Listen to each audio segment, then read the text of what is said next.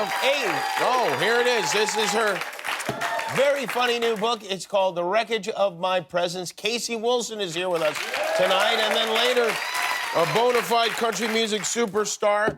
His latest single is called Blame It On You, music from Jason Aldean. This week, we have got new shows all this week with guests Rosario Dawson, Juliana Margulies, Rob McElhenney, Daniel Day Kim, and Dr. Anthony Fauci will be here with music from Anita, Amethyst, Kia, and Middle Kids. And this is fun. Tonight is night one of the Bud Light Summer Stimmy program. Bud Light is stimulating us, all of us, by giving out $10 million in prizes to make sure summer is actually good this year. And nobody deserves a great summer more than our frontline workers who had such a hard one last year. So we are working with Bud Light to donate 5,000 tickets to major sporting events to the LAC USC Medical Center Foundation to get those brave women and men back out in the sun when it's safe. And one of them will get 2 tickets to Super Bowl 56, which is happening right here in LA at SoFi Stadium. So put those jigsaw puzzles back in the closet.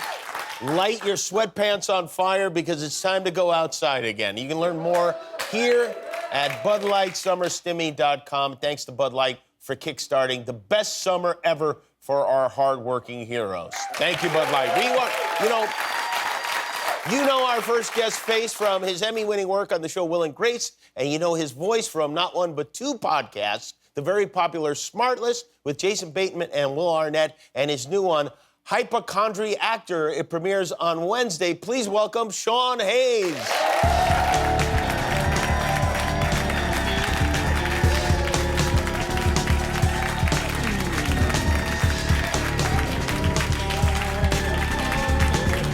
Welcome. How are you? How you doing? Good. Wow. How is everybody? How's it working at this show? Is it going on okay? Yeah. We have fun. We have a good group. You guys all have to just do this all day long for this monkey. All day long, every day. And then you cash your check, and he feels good about it. It's not all day long. Yeah. They do it in the parking lot when I pull up. Sure, yeah. And then, of course, in the hall as I walk upstairs to my office. And I have a heart out in 3 minutes because of the Guillermo bit. That was 17 minutes. I don't know. By the way, is that how rehearsal went? That's a good segue into our topic here tonight, your new podcast, because after... All of a sudden, I just lost Jimmy. He went into Jimmy Kimmel TV mode. Oh, no, but I did think of the fact that Guillermo and I just shared a cookie, which I haven't done with anyone for quite some time, Guillermo. I'm happy it was you, but I'm worried we now have COVID or something. No, we're safe. We're safe. We're safe, you think? More than that, yeah. I love your show, SmartLess. You're so sweet, podcast. and you were so kind to be on it. It wasn't that much. It wasn't really kindness. I enjoyed being on it. No, well, that's very nice. Yeah. In all seriousness, and I always say this every time I see you, you're the nicest person in show business. Oh, thank you. Always, yes. That's not saying much, but thank you. No, it's not the bar's low, but you're always so kind. You'll always do anything I ask. I need about $75,000.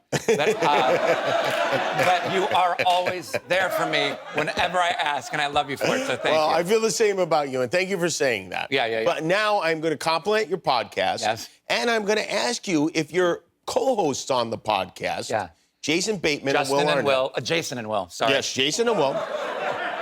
Me and Will always call him Justin. It is weird because we do have another friend, Justin Theroux, in the mix, and that does confuse things. And, of course, we all love Justin Bieber, so that confuses things. But...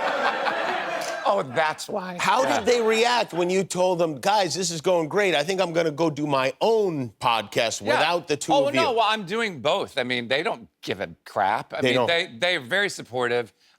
We love each other very much. We've been friends for over 20 years, and they're the best. They don't really care. I mean, as long as they can make their tea time on the golf course, nothing else. Then they're all right. Okay. Yeah. So you started this podcast, and it's called HypochondriActor, which I can't believe that was taken. I mean, it wasn't taken. I can't believe that was still available. What do you mean? Are you kidding? Or are you being like, oh, my God? No, I'm kidding. Yeah. Okay. No, that's a mouthful, HypochondriActor. HypochondriActor. Yeah. You just said it. Yeah, I know. I just said it, but you say it like it rolls off the tongue. It does not. Okay. That's good for marketing. Can I get that as a soundbite from you? Absolutely. Okay. No, hypochondriactor. Yeah, I've always kind of been fascinated with medical stories. I know a lot of people don't know that, but anytime I read something or hear something, you know, I think if it hasn't happened to me, it's gonna happen. Like walking down the street, even when COVID started, you're like, did I get too close to that guy? Like that's me all the time, right? And so I've always been fascinated. My favorite part of talk shows actually is when people come on and share a medical issue because it's not only funny, but people at home can relate to it. Maybe they don't feel alone anymore, and you can provide hope and information about it and connect. And why is that funny? I don't know, because I don't feel like these stories on the talk shows do any of that stuff at all. Usually it's like, yeah. No, I'm saying like if some... Oh, sorry, go ahead. I got my penis caught in my zipper or something. I don't know that that's really helping anybody. Well, now I can't have you on the show because you just shared your story. No, but I think it's like, no, I'm saying when they're funny, when they have like, you know, I love ER stories because they're so dramatic, as long as they have a happy ending. Not, I'm Jimmy Kimmel, I make sex jokes, not like a happy ending like that. But like there's drama, there's comedy in the drama, you know? Okay, now you say you like an ER story. Yeah. Probably my only good ER story is running into you in the ER. Isn't that crazy? We talked about that before. Yeah. Yeah, I brought my friend Andrea Martin, who was staying with me. She wasn't feeling well, so we're sitting there. The great comedy legend, Andrea Martin, She's was the best, yeah. And I'm looking, and we're talking, and I look over, and there you are just standing there. I'm like, Jimmy? And you're kind of far away. You're like, how you doing? Just standing there. How you doing? And I was like, what are you doing here? You're like, oh, I think warm-up guy? My friend Don, warm-up guy, yeah. Yeah, he was sick, and you brought him there. I thought that was so nice. You're the nicest man in the show business. Yeah. Well, but I was upset because you brought Andrea Martin and she was just being ignored, basically. Yeah. I was like, did you ever see SCTV? I'm saying to the I know, nurse. nobody, right. Or like my Big Fat Greek Wedding, she's Ann Vula. She's like, what do you mean you don't eat meat? Like, she's the funniest person ever. Anyway, so we were there, but, you know, I have this condition. Like, I always say, name a part of my body, and I can have a story about it. Sure, if you want. Okay, so name a part of your body. Yeah. And you will have a story about it. medical story about it. Any part, inside or out. Okay, nipples. Okay, those are fine.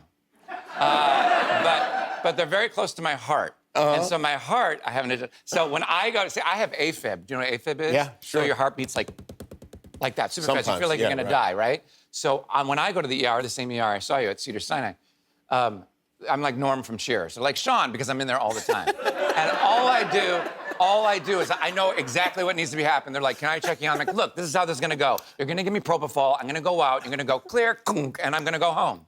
And that's all it is, because it zaps you back into regular rhythm, right? Okay. And so one time I was in New York with Scotty, my husband. He's gay? That's right. Which one, you or Scotty? No. I'm a friend. And so, so I'm in, what? And so I'm in New York walking down the street, and I get AFib, and it's going really fast, right? And it's going really fast. And he takes me to the ER. I'm like, oh, crap, I got to go to the ER, propofol, I'm out, dink, and I'm back. So he's like, okay, so we go to the ER. For some reason, on the west side, the ER let him stand in the emergency room, like in the operating room, wherever I was. And so I was out on propofol, completely out, the Michael Jackson drug. Yeah, that's what I was thinking. Right, yeah. so they go, and this is what he said I did.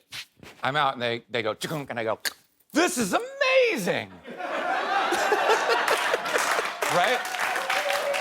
And I was out again. And I was like, you know what they call it? I felt it. That's called being fun conscious. That's right. Fun conscious. Another title for another podcast.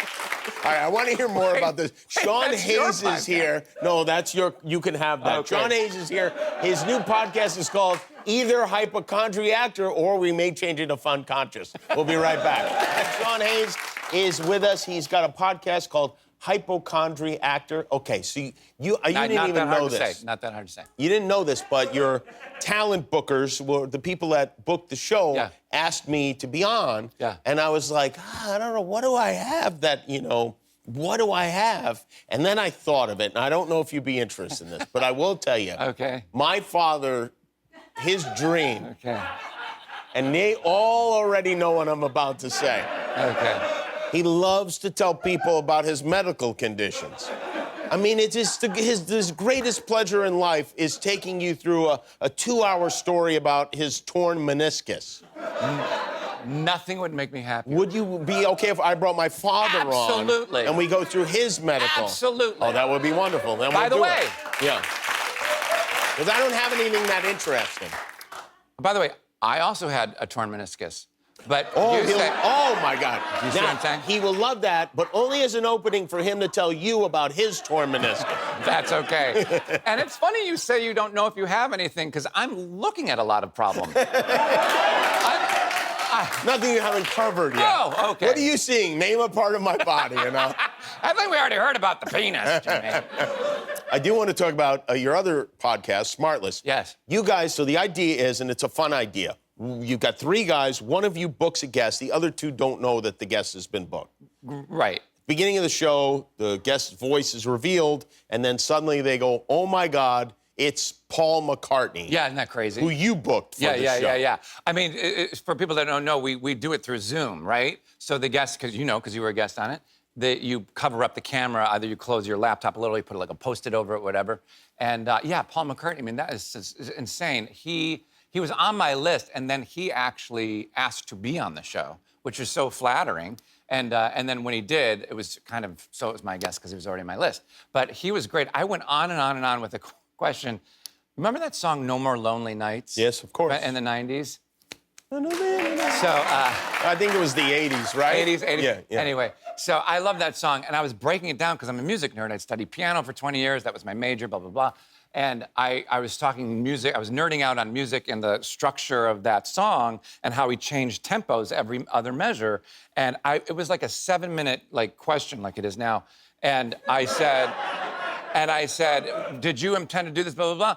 And literally silence, and he goes, oh, I don't know how to read music. He didn't know anything I was talking about. Didn't care, nothing. I'm like, oh, I'll never get that time back. I could have asked him so many other things. But you did learn something about him that none of us really knew. I mean, isn't that kind of amazing? It is kind of amazing. The guy doesn't I've never went to school for music or anything. But there was a moment in that podcast where you said something about yourself. You revealed something that I wanted to know more about. What was it? I don't remember. Is that you toured with Kenny Rogers. And Kenny Rogers. I have a photograph of this that I will show, but tell me what you did with Kenny Rogers. So I was an elf on the Kenny Rogers Christmas tour. And do you want to show it? Yeah. And so and these are your fellow elves? That's me in the hat. In the snakeskin elf costume, That's Rosa, Suzanne, and Bob, and this is Elvis. Played by Steve. Oh, Elvis. Right? Oh, wow. And this guy in the middle, that's Kenny Rogers. It sure is. And so we went on Christmas tour, and it was like $500 a week. It was like, oh my God, yeah, I want that job.